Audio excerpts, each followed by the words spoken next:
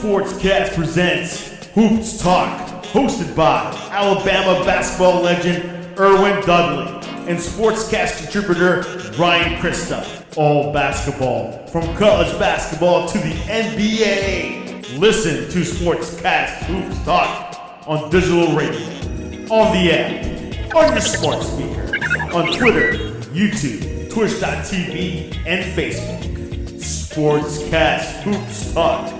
Rhythm, debate, layup, and dunk. Sports Talk Hoops Talk.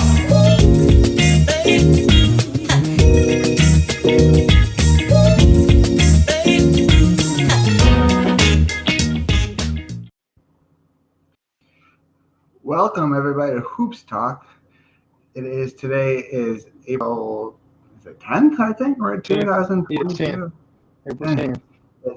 This is presented by the Sportscast. Again, follow us on all our social media platforms: Facebook, Twitter, Instagram, Twitch TV, and please download our podcast on Apple Podcasts. And if you're able to leave a ratings review, that will help us out a lot.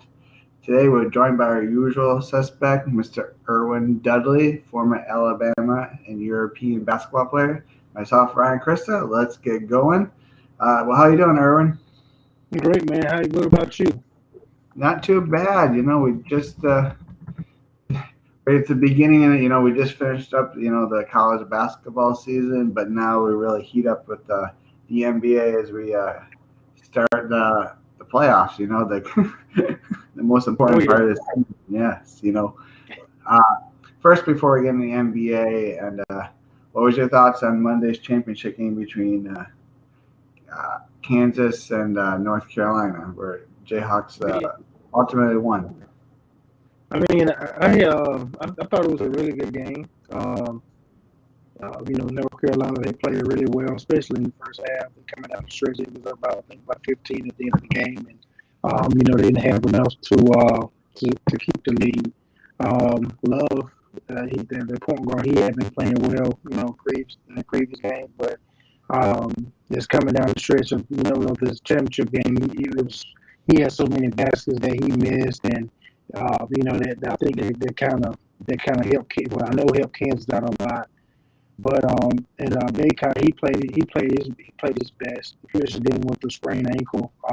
48 hours before that day, he ended up spraining his ankle again. The latter part of the second half, and I think that kind of helped solidify the win for Kansas. And it was just destined for Kansas, but again, hats off to Carolina for just playing so hard, playing well, and being able to compete. Because if you go back, I don't think anybody thought that they would be in the position that they were in, being able to go and make it to the championship game and have a chance to win it.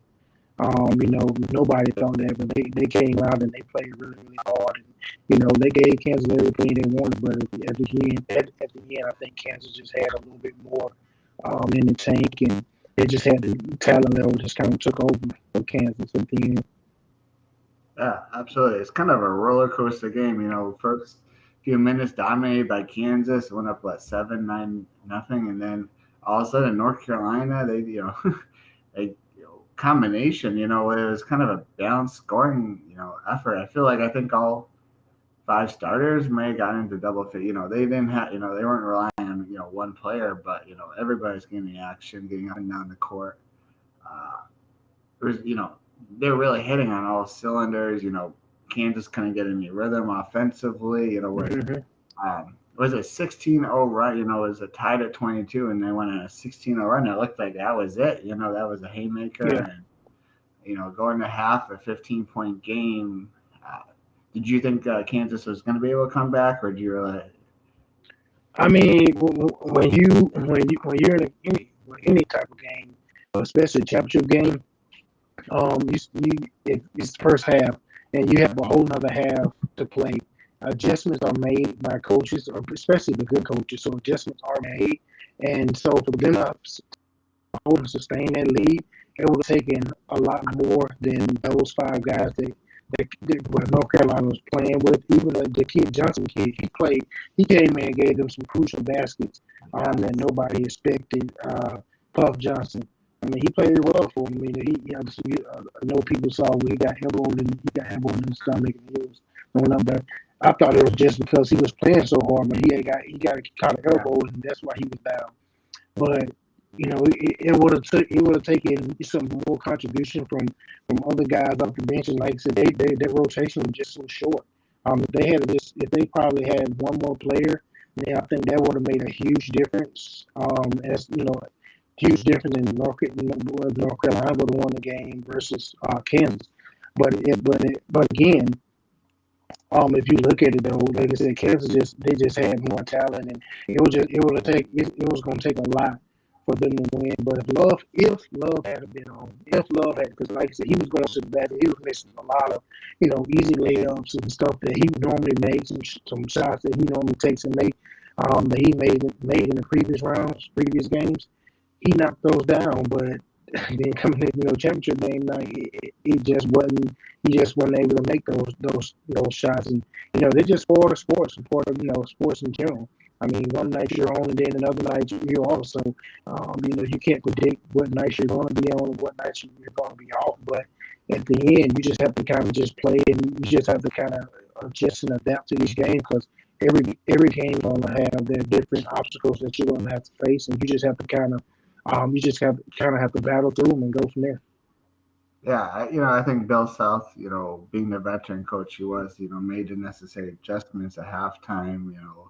I think it seemed, from whatever they're saying, from players or what, that basically just gave them the confidence that they can do it. They're better than what they showed, and basically within 5 minutes they caught up, and and it's a back and forth second half, and whether it be the spark Remy Martin, towards the end, and McCormick was getting stronger as the game went on, and it was a little bit of everybody. I think for both teams, everybody contributed in that game. Like you said, Love is probably the one guy who could go off, but he was kind of limited, for North Carolina. But yeah, I think North Carolina was just emotionally drained. They just looked tired at the end of the game. They gave. I mean, that's the result. That's the result of playing 5-6 guys over a period of time, especially when you're playing especially championship weekend, Final Four. So it takes a lot more than you doing those games. So you playing Saturday, and then you come and playing Monday. Well, you don't have enough time to recover, especially when you have those guys playing so many minutes for each, for Carolina. And then when you're playing against a team like Kansas, they have so much talent, and they have guys that you can bring in. You can kind of you can rest, and they'll come in and give you some extra minutes. Well, Carolina didn't have that luxury. They only had one guy that had to come off the bench. They didn't have anybody come off other than that one person to come off and give Love a break, give a break. It was just hard for him. Absolutely. Like I said, depth was the issue. Talent. I don't know if there was a huge amount of talent differential between, definitely starting 5. I think North Carolina probably, but the depth of, the bench was probably, the difference in that game, and in that tournament, that's key. It's the luck of the break. Kansas got some good draws in, and I think was able to keep strong, throughout this tournament.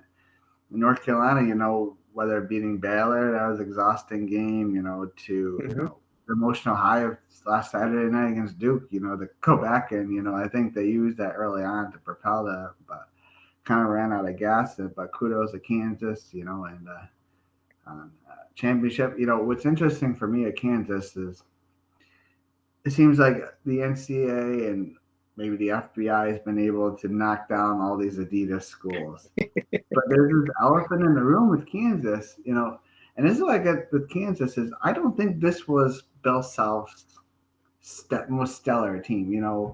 I don't think you're looking. I don't see a lottery pick on that team.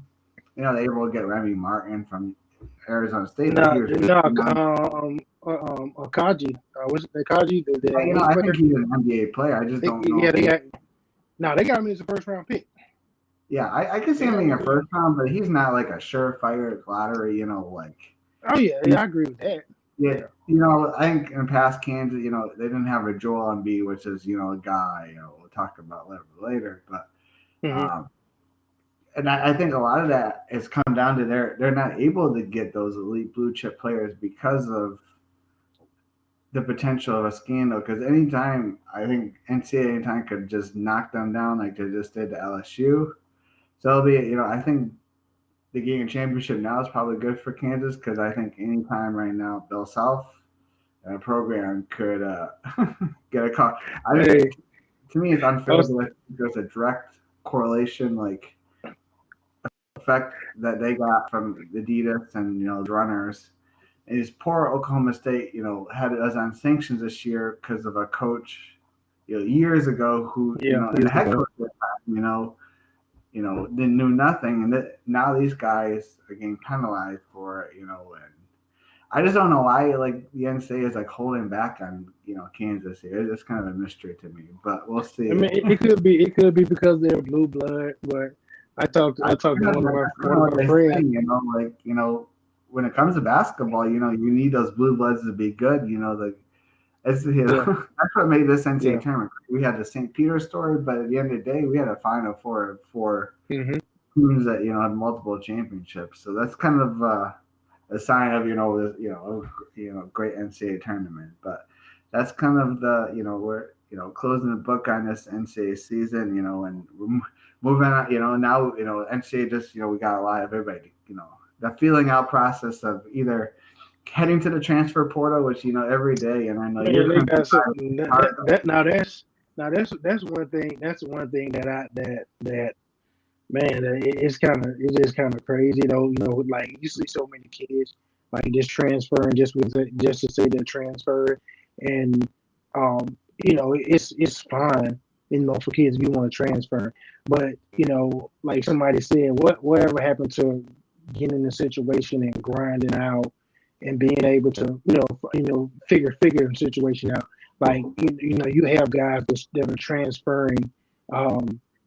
Every year. Like you get like how can the school build any type of chemistry, any type of championship roster when you got players just transferring in and out like that? And I understand, and it's a lot of it is based on if you're winning and losing, but a lot of guys are just saying, "Oh, I want to enter the transfer portal," and you can transfer if you want to, but I'm not a big fan of it. I mean, I don't mind guys transferring. There should be a limit to one or two. Like if you can transfer one time, maybe twice, and not be penalized, but anytime after that, I think you should be. I think you should be penalized because it's some certain situations where guys are not. They don't like this situation, and I understand. I understand that you want to leave because the program. You thought the program was a good fit for you, and it's not a good fit for you. But now you have just so many guys. Okay, I'm a transfer. I'm a transfer. So I look at it like this. I told one of my friends today. So the other day, you see all these people, all these guys transferring. Okay, right? Do people actually do you transfer or change jobs every single year? No, you don't change job every year. I mean, you try to stick it out, and it's the same thing. Like you can't you I don't see how you can build any type of chemistry with a school or anybody, teammates. Like seriously, if you're just transferring just to transfer, like I think it should be a rule where the NCAA. I know they're gonna have to probably revisit that because once people start complaining about it, I mean, you have schools that are able to build their rosters off of the transfer portal, which is fine. But again, it should be a limit on how many times you transfer once, twice, and then after that, you have to salary or something like that. Because if you don't, it's just chaos. There's so many guys like just in the transfer portal.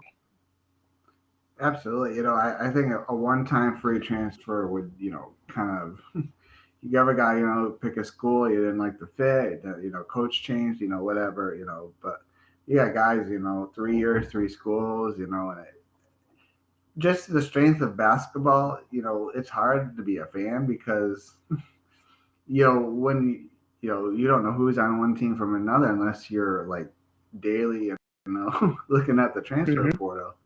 Um, that's the one thing I think college football has over college basketball is the you don't see the transfer, it is a little bit. It's not more than before, but this, you don't see people jumping ship just to jump ship, as you do in college basketball. But, there's no real stopping them right now. And so until that happens, that's kind of the world we're in. It is, you have these 5-star players who come into college, aren't, the stars they want to be. So, they're going ship. And then you've got mid-majors who guys have these breakout years. These schools develop these players, and all of a sudden they get good, and then they go and jump, so it hits everybody, it hits, no one's can evade the transfer portal. So kind of the state that we are in, and then also besides that, you got the people declaring for the NBA draft, and sometimes you're like, what are they thinking, but with the ability to put your name in a draft, as long as you don't hire an agent, you still can come back, which is a good thing. Yeah. So I like that. Process. It is good. I think that was one of the best things to do, because so many times, years ago, you see players declare for the draft and end up going undrafted, and then, they have to, go either play in the G League or go overseas, when, if they just stuck it out another year or two in college, improve their stock and their game. Mm-hmm. But so that's kind of where we are in college basketball. We'll flip over now to the, NBA is, today's last day of the regular season. Can't believe it. Gone by quick. Like we just started a show during the, All-Star break, not long ago. But so, we're entering, end of the season today, not much in the way, all 10, there's no playoff spots on the line. Little flame going on today, but very little. It's kind of we're at the stage today of just not getting hurt for all these playoff teams, and so, next, so I'm not sure, when I explain this process here with the play-in. So 1 through 6 automatically make the playoffs in each of those, 2 conferences. And then for the play-in, you're going to have 7 and 8 play each other in each conference, and then 9 and 10. The winner of 7 and 8, the winner of that game becomes the 7th seed. And then the loser of that game will play the winner of the 9-10 game. So loser of the 9-10 game is done. And then the winner of that game will play the loser of the 7-8 game. So let's just go. I don't hopefully, visualizing that right now. Tuesday night, you'll have the 7 and 8 games. You'll have Brooklyn hosting the Cavaliers. And then on the western side, you'll have Minnesota hosting the Clippers. And then so that's Tuesday night. On Wednesday night, you'll have the Hawks hosting the Hornets, and then you'll have the Pelicans hosting the Spurs. And the winner of those games will go on and play the loser of the 7-8 game. And then the winner of those games will become the 8th seed and go on, to actually qualifying for the playoffs. Yeah, actually playoffs. Do you like the play-in? It's kind of something they added in the bubble, and it kind of works, so they kind of just ran with it. What's your thoughts on it? I wasn't a big fan of it.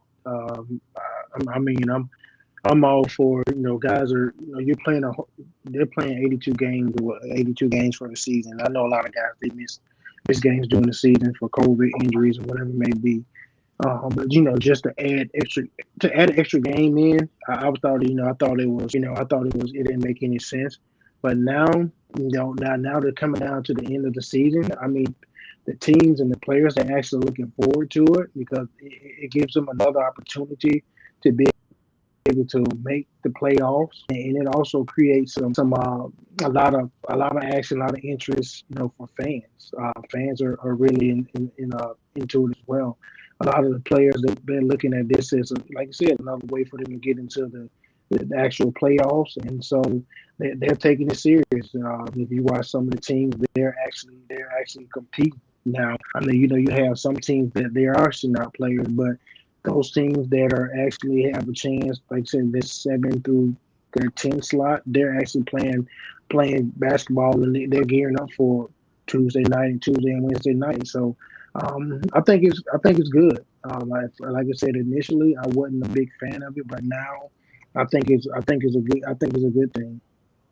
Yeah, I think there's nothing bad with it. I think somebody who like the Timberwolves, got 46 wins this season. You know, Yep. normally a 7th seed. But then they have to play in this qualifying round with against a team with the Spurs who have 34 wins. It's kind of frustrating in that round for the team like that. Who had a superior season over the Spurs, and they have the chance of not qualifying the playoffs. Well, the Spurs, they wouldn't get hot for 2 games, and they're in, But it's just kind of the way it goes. But if you look at, I'm sorry, Ryan, but if you look at the Eastern Conference, right? If you look at from the sixth to the 10th seed, I mean, it really only 1 or 2 games separates those teams. yeah, that So was much more even. and I know the sixth, I know they're in already, but the 7 through 10, I mean that's going to be some good competitive basketball. Because those teams are, they're going to be pretty evenly matched. It just really going to depends on who wants it more, and who's going to come and make shots.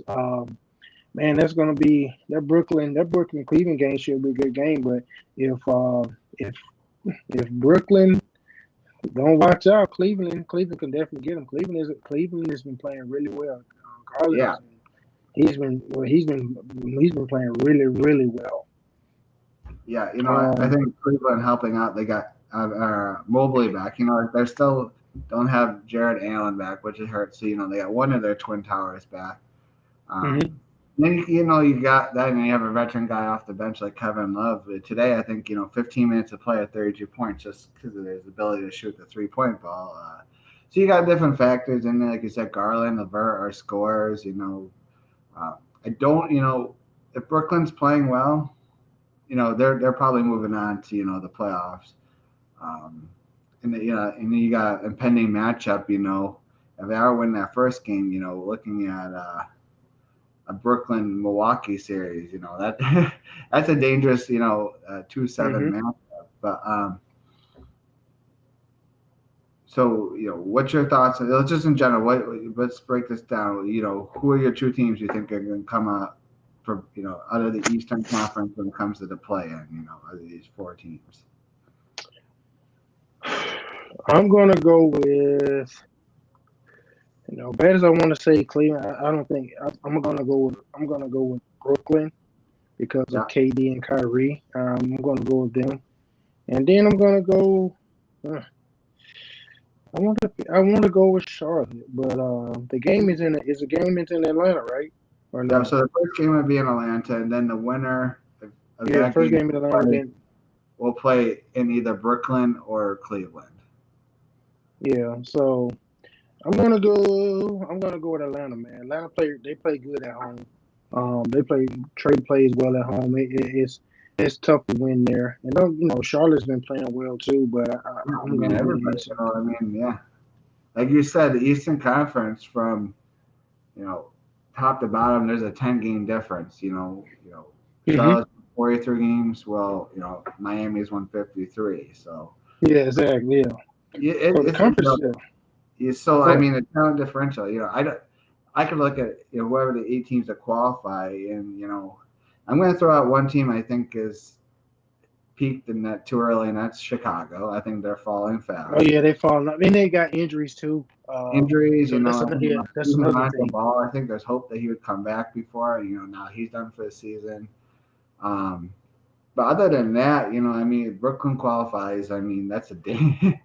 Yeah. And then, if they're able to get something from Ben Simmons here, which is their, I don't know. And I wouldn't even base nothing off of that. I mean, I don't think if Ben Simmons is not trying to play this year. Yeah, I don't they see him keep on ramping him up. So I mean, I don't obviously if he plays, he's not coming in as a guy who's playing 30+ minutes. He's going to come in as a sharing role with Dragic probably as a point guard. But it's just a team. Obviously, they're kind of getting all their pieces together. It's just taking them all year to get them. So if Brooklyn can get healthy, they could be, whether even if they lose to Cleveland and come in as the eighth seed, I think whether they play Miami or Milwaukee, they're going to push one of those two teams. If Brooklyn don't play any defense, they're not gonna do anything. Especially if Yeah, they come against a team that. Yeah. What I just feel like when you got veterans like Kyrie and KD, when they're out there together, they're two guys that can turn it on defensively when they want to. Because they're both above average defenders, and it to me it's them being able to get the rest of the players, Yeah. up there. I think they're losing a player like Joe Harris all year, who has kind of fit into, but they got Seth Curry, not Seth Curry, getting him and Drummond together, and I think, I would not be surprised if they can run the table, or I could see them losing both games and being out. That to me, they're an extreme wild card in the Eastern Conference. But, yeah, I keep on looking and I'm like, I don't know who to favor. Like I said, there's one team across all of Chicago. I could even make a case for Toronto because I feel like when they're fully healthy, and I feel like they've been resting players, they kind of gear up. They're good. I don't think anybody's been playing better than Boston in the Eastern Conference. Tatum and Brown are good. I mean, Philadelphia's kind of, hummering, I don't know. Same thing, I feel like, you get to Milwaukee, just, I think when you win a championship, you're kind of just waiting for that playoffs again. And I feel like they're kind of there, they know they're good. They know they're going to the playoffs. Their big three is just kind of waiting to turn it on. And Miami, you got a mishmash of above average players thrown together who play really hard, defensively. So your Jimmy Butlers, your Bam Adebayos, your Kyle Lowry's, when they're all clicking, that's a tough team because they're gritty. Yeah. A PJ Tucker, but I just feel like when they're not playing, I don't know. I don't know. What's your thoughts? Is there a team, team or two you like in the Eastern Conference, before we get ramped up here over another? I mean, I think that man, like you said, I think Milwaukee, and I think that they are really just kind of hanging around, and I think that they're going to be they're definitely the team, one of the teams to beat out of the East. But right now, man, it wouldn't surprise me if Miami came out of the East. It wouldn't surprise me if Philadelphia came out of the East, or even Boston, because of how closely matched those teams are, from the 1 through 4. From the 1 through 4. I mean, they're so evenly and closely matched. I mean, the talent levels are, almost the same. Give or take a few players. So, but that being said, I don't have a particular team that I think will come out of that'll come out of the East. Like I said, I won't be surprised if Miami, Milwaukee, Philly, or Boston. But if I had to choose anyone, I'll pick Milwaukee. I'll go Milwaukee. All right, speaking of the defending champs, that's not bad. I think for years the kind of the knock on the playoffs is it really doesn't start until like the finals, or the semi, because there's such a talent differential between the top and bottom, But you're looking at the Eastern, we'll look at the West here in a minute, and like I said, you can make multitude of teams, winning. They got a couple of stars. They all kind of, they have. There's no teams that just snuck in, because there's not a lot of teams. The talent in Eastern, the balance, it's just who's going to come to play. It's a matchup issue. I'm really excited to see how it kind of shakes out. In this, I mean, I'm always going to come back because I think stars matter, and that's why I keep on coming back to KD and Kyrie. They built this thing.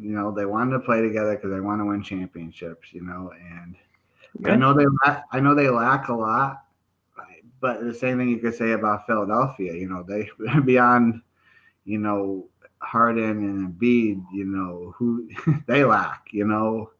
I got a That's kind of question. where, yes. Do you think okay, say let's say this we're gonna use this as an example. Okay, say if Brooklyn did win, right? Say they won the entire East. Do you think that they could beat the team? Do you think they can beat Phoenix coming out of the West in the 7-game series? Do Absolutely you not. think they could No, possibly no, no way. do you think they could beat Golden State possibly in the 7 game if they're healthy? No. I think they could be, that's another situation. Uh, I'll go to the West. The Phoenix is above, that's the difference between the West and the East is Phoenix is above and beyond everybody in their conference, I believe.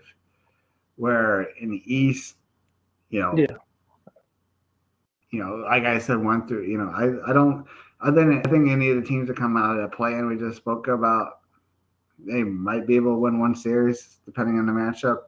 But Brooklyn is that team, because they have, guys who can catch fire consistently, and they've been there, they've done it, they're winners. Mm-hmm. They might not be, they might not be, the, our favorite people always, but they're, they can get it done, and that's it, I think every team has got what makes every team's got strengths. They got superstars, but they also got flaws, Yeah. and I think that's what makes this really interesting. But like, Yeah.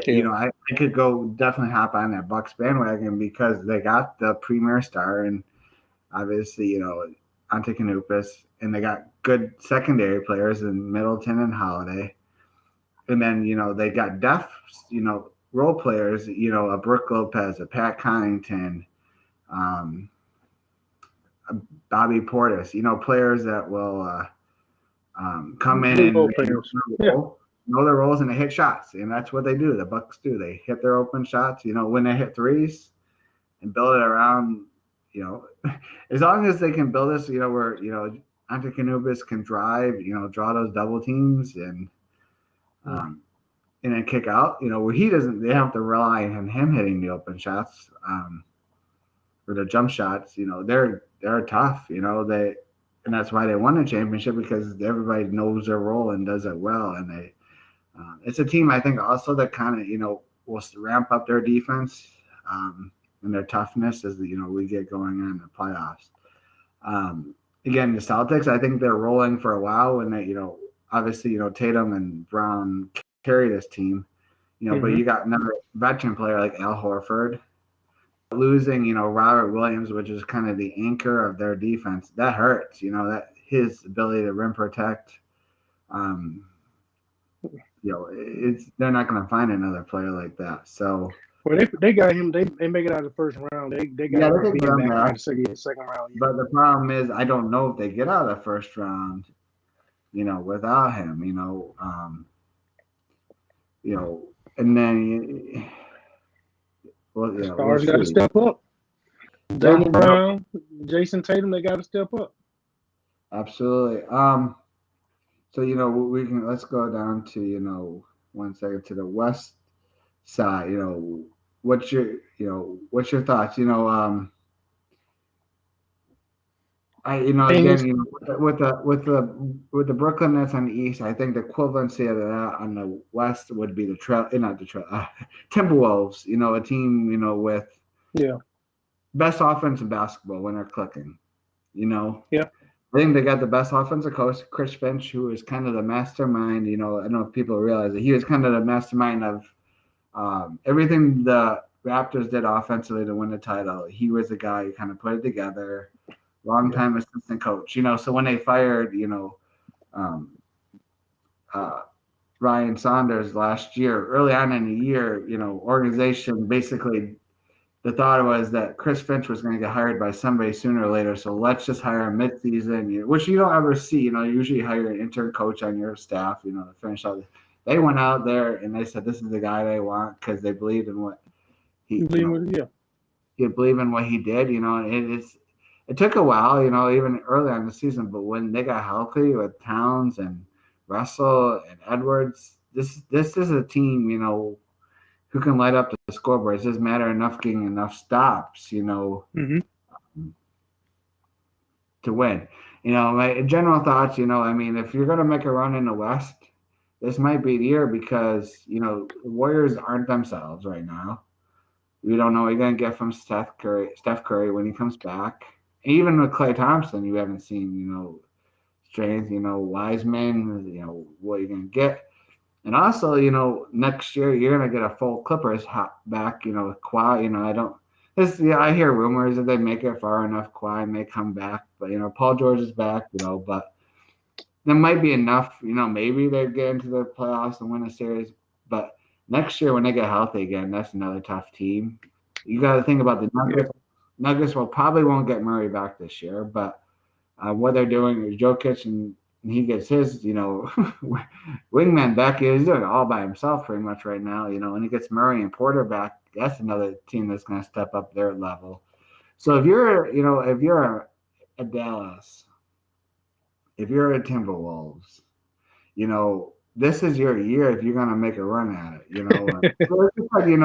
we know that the Suns are above and beyond. If they play good, they're going to, they're well coached. They got a great leader in Chris Paul on the court. They're, Booker. You can make a case for both of those being MVPs this year. For what, to me, if they play, it's going to be hard to beat the Suns anybody in the series in the Western Conference. But I'm saying if you're out there, this is your year. The Western Conference to make a run at it. What's your thoughts? Hey, I'm gonna start right here.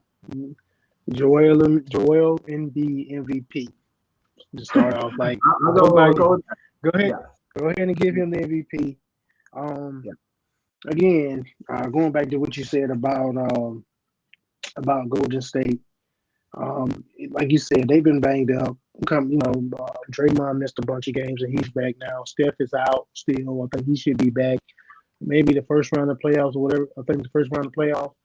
And again, you don't know what you'll get from him. Normally Steph comes back and he's playing. He plays well. It doesn't take him a lot to get back going. So I'm still gonna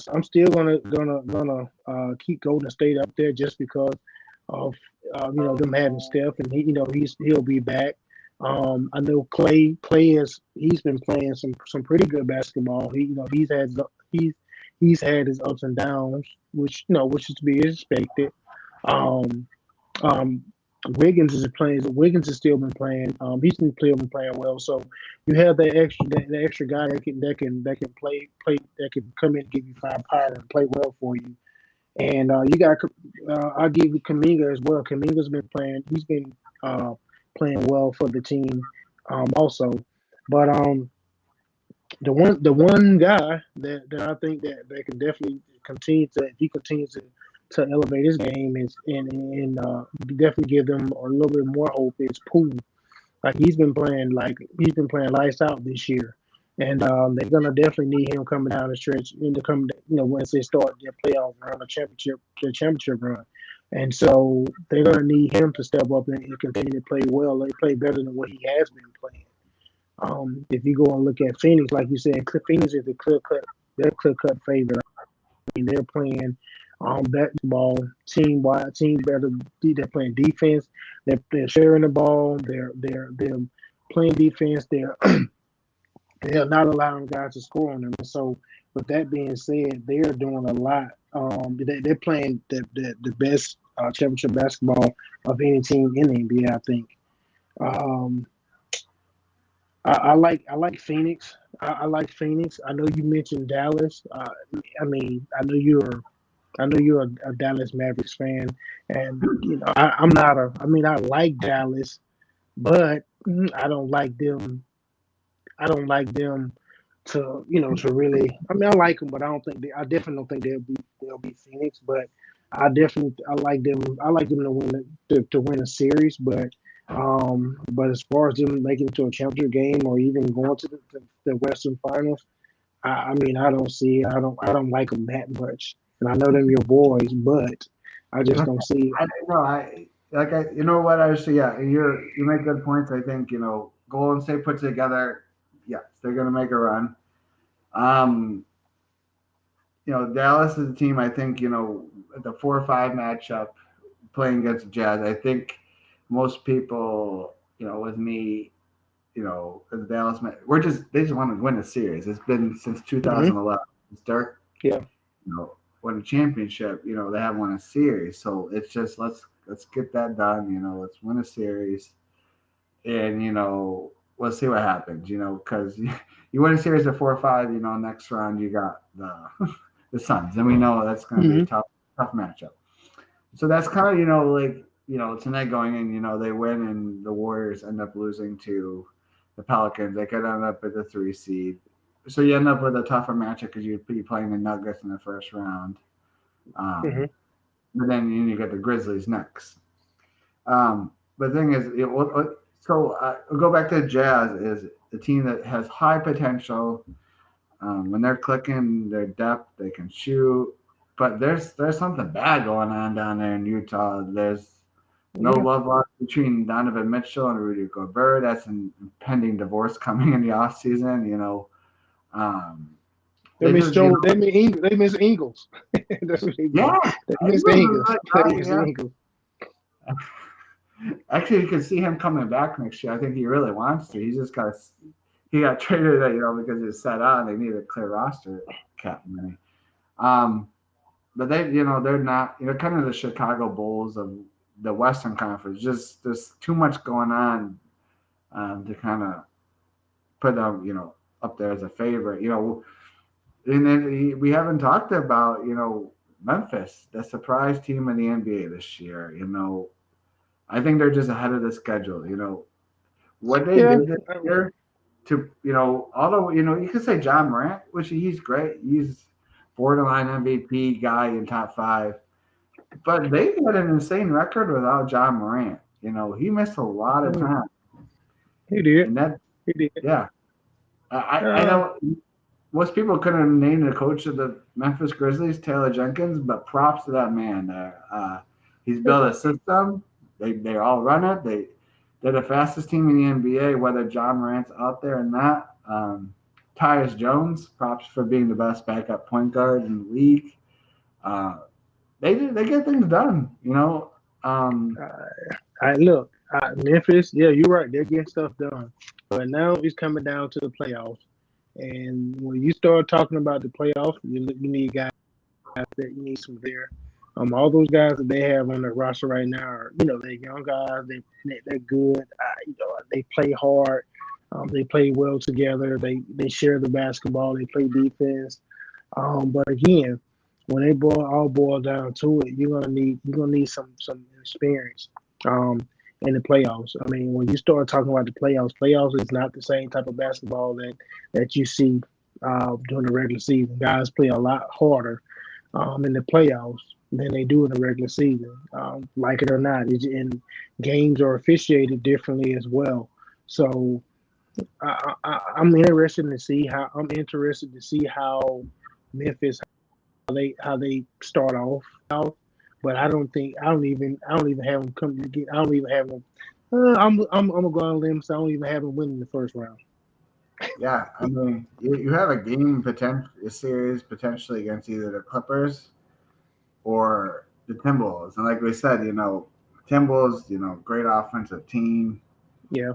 And then you got kind of the grind of the Clippers, So, I mean, Memphis, they're a team that went from the play-in to number 2 seed. So the strides they made as a team and organization this year, whether they do good in the playoffs or not, I mean, the stride they made, set a foundation, and they're only going to get better as long as they can keep those core together. They drafted well. They got John Morant, Jared Jackson, Desmond Bain. They went from those teams years ago, the grinding of Zach Randolph and Mark Gasol and Tony Allen and Mike Conley, blew up that team, and hit rock bottom, got John Morant, and kind of just kept building off of that, So perhaps they're doing it the right way, Yeah. But yeah. So let's look at the play. We kind of So first we got Minnesota and the Clippers Tuesday night, and the winner of that game will be the number 7 seed and play the Grizzlies the following week. And then you have the loser of that game will go winner of the Pelicans and the Spurs. So you got, props to the Pelicans. I know we talked about the play-in, letting a lot more teams into the conversation. Mhm. This is a team who's clearly without their best player in their organization, Zion Williams. Yeah, that's true. Started off 1-14. Yep. Kind of looked like, hired Willie Green, like it looked like a lost season, and little by little they kind of just kept on chugging, Brandon Ingram was good. Getting CJ McCollum was a great deal for them.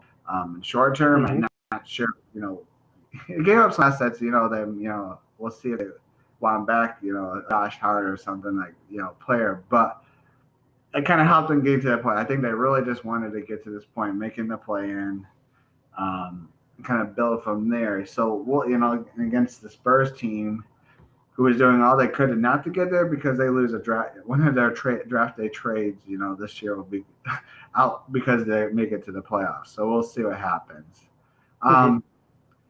So what's your thoughts? Who advances in the Western playoff? I'm going to say I'm going Minnesota in the first game. Just on the fact of how well Minnesota's they've been playing well, and when they're clicking on offense, I mean they're one of the most talented team on offense in the NBA. I mean I know the Clippers got Paul George back, but again, um, I know he's a veteran and all that stuff like that, but he's missed a lot of games and I know he played today or whatever. He played today, I think. If I think he did play today some to help knock some of the rust off of him. But again, I'm gonna go with Minnesota on the first one, and then man, I tell you, New Orleans. You got New Orleans and the Spurs. Oh man, that's a I'm gonna go. I'm gonna go Pelicans on that one. Okay. I'm gonna go Pelicans on that one.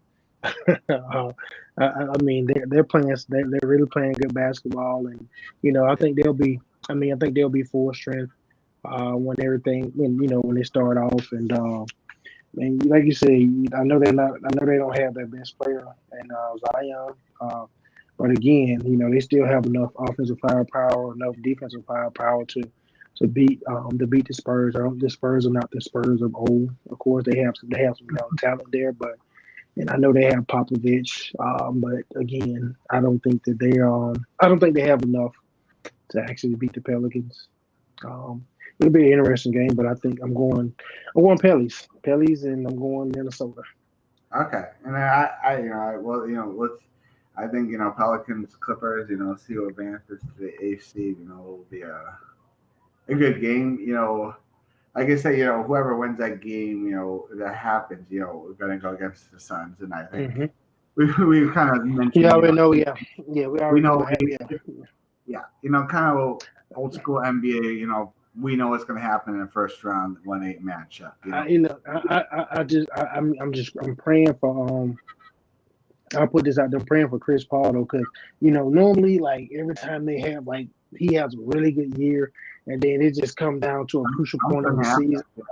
It's something happens, man. So I'm praying that doesn't happen to him this year, and he's able to actually compete for a title and hopefully win him one. Because if anybody in the NBA deserves one, it's definitely Chris Paul. Man, he's been through a lot.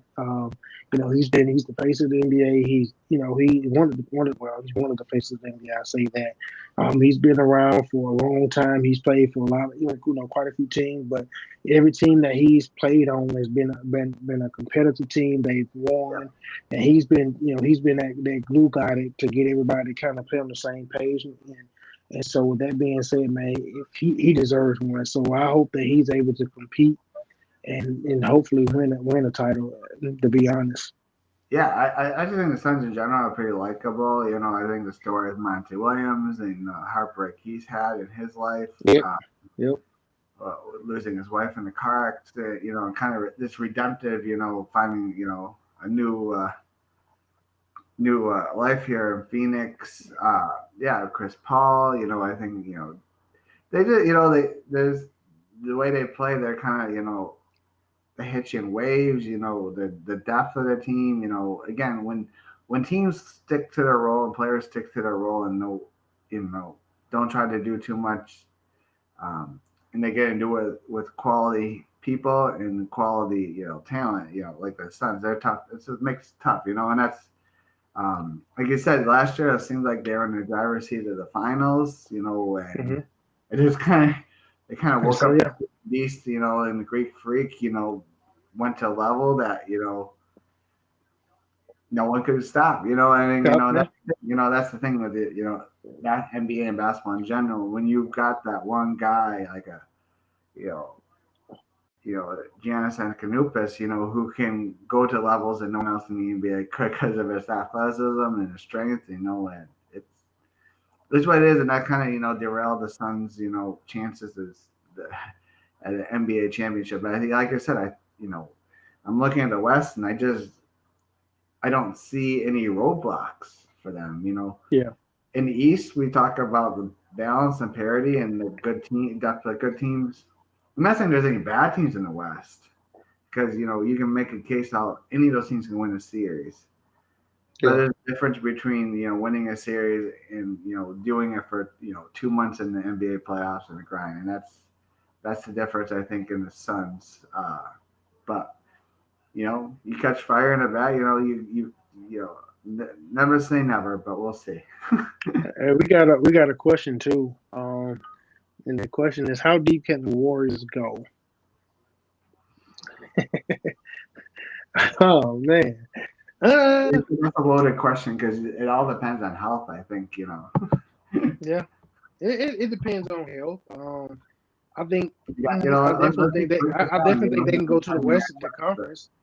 They Yeah. can go to the conference. They can compete in the conference finals. If they're healthy. But if they're not healthy, like you said, it's something totally different. But if they are healthy, they definitely can compete, and they can play with anybody and beat anybody as well. Yeah. No,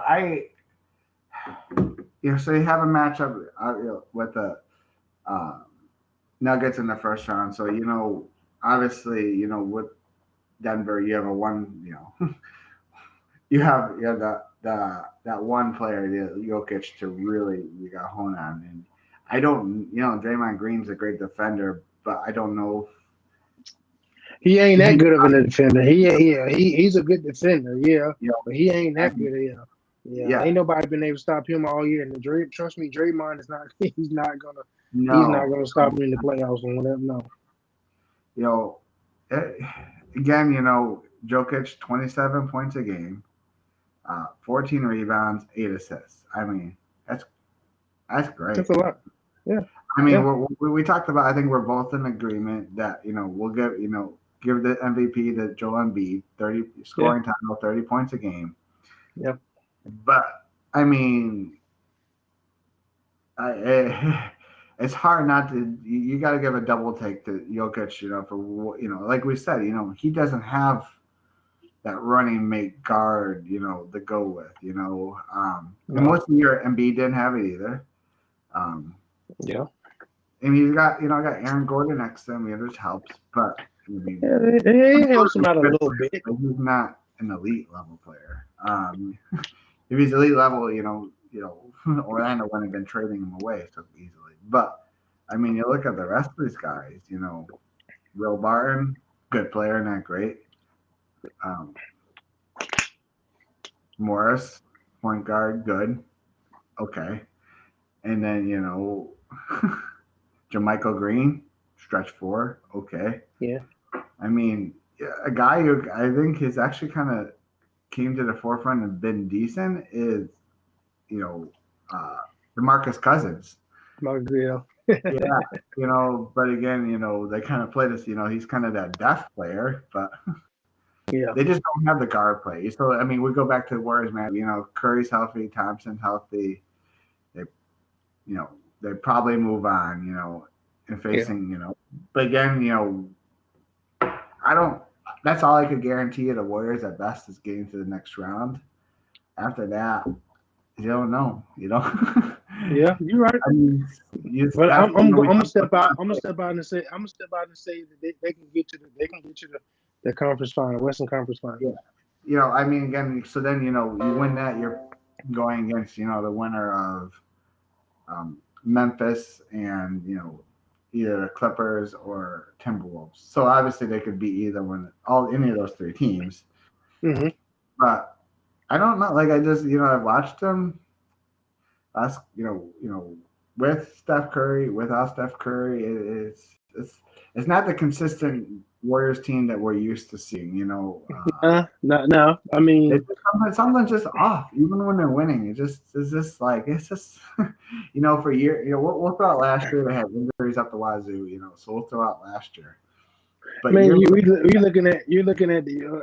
I mean, everybody. You compare them to the championship teams that they've had in the past. And, how fluent they were on offense, and they played pretty good defense as well. But for the most part, their offense was flawless.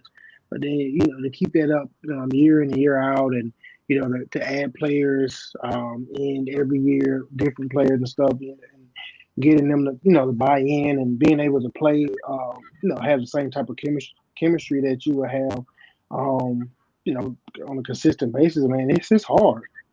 It's hard to do that. Yeah, absolutely. And this, I think they started off really good, and that was without Clay.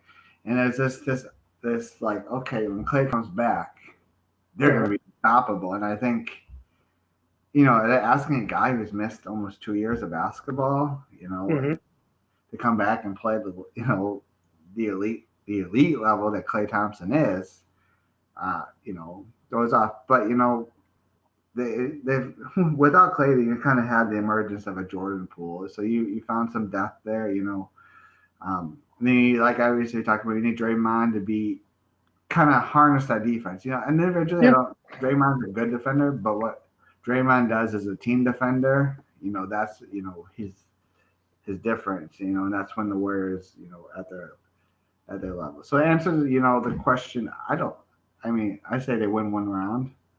You say they go to the conference finals. Yeah. Beyond that, we don't know. We don't know anything. That's true, but I mean, yeah. That's my prediction. But so we'll see. Going forward. Before we close out, we want to give a proper old burial to the 2021-22 Los Angeles Lakers. The team that wasn't, that team that,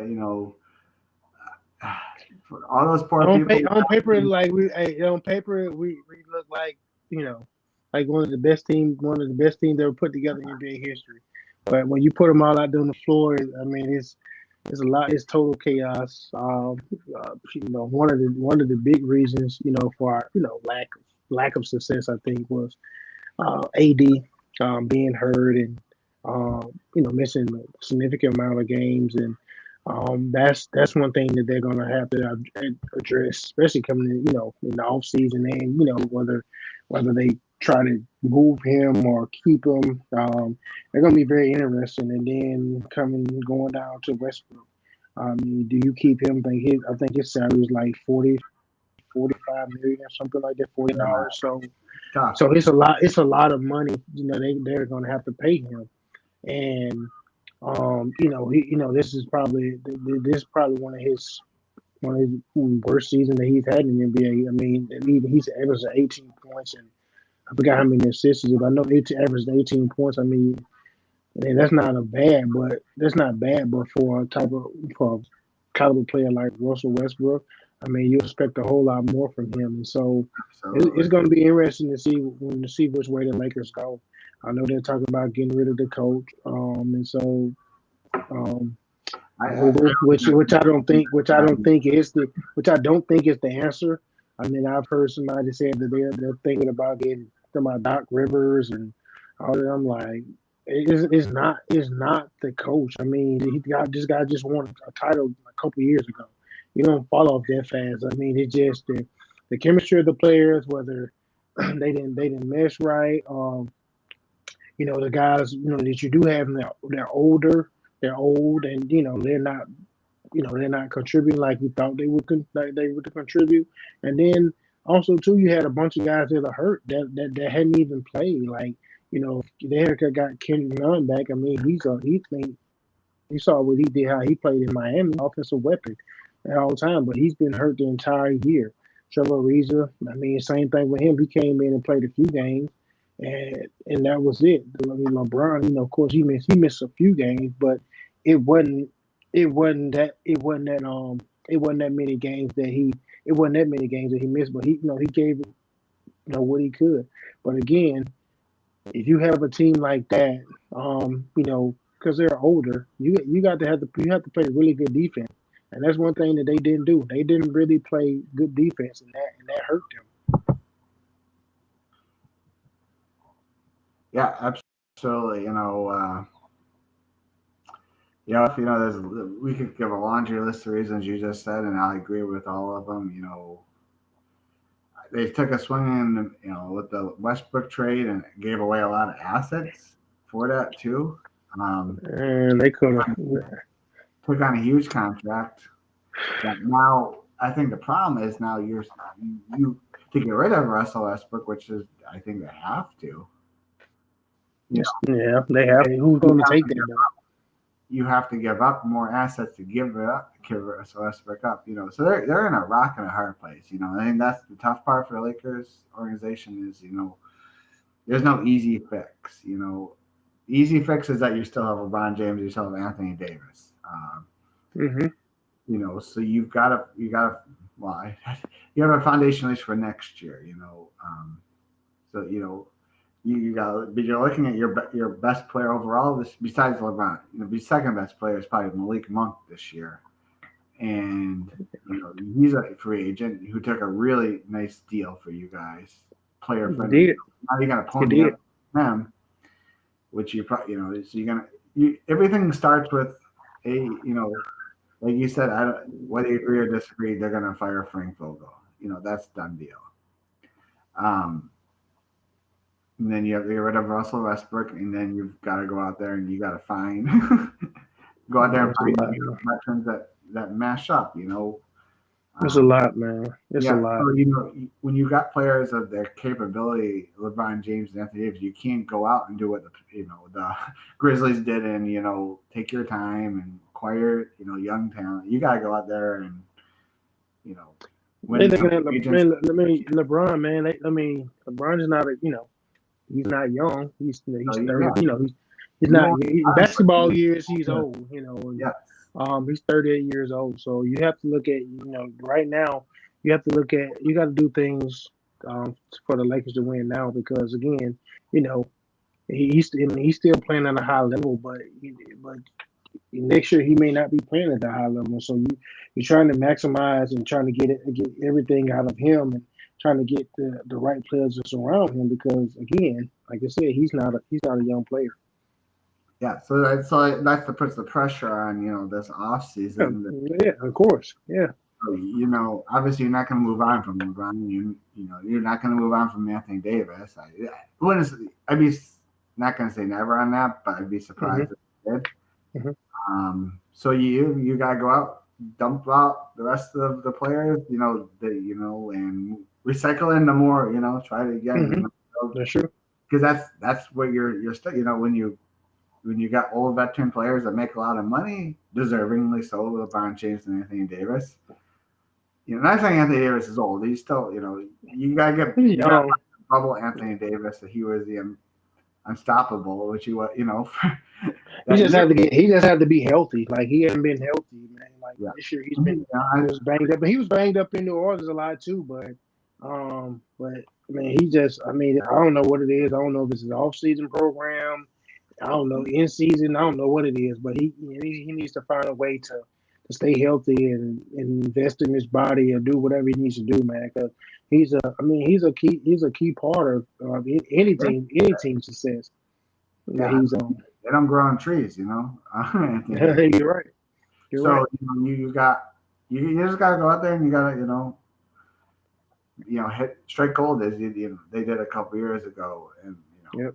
Idol team, which they could because players want to play the best players, and it's we'll see what goes on with the Lakers, but we just kind of broke down the play-in coming up this week, so playoffs will start next Saturday. Mhm.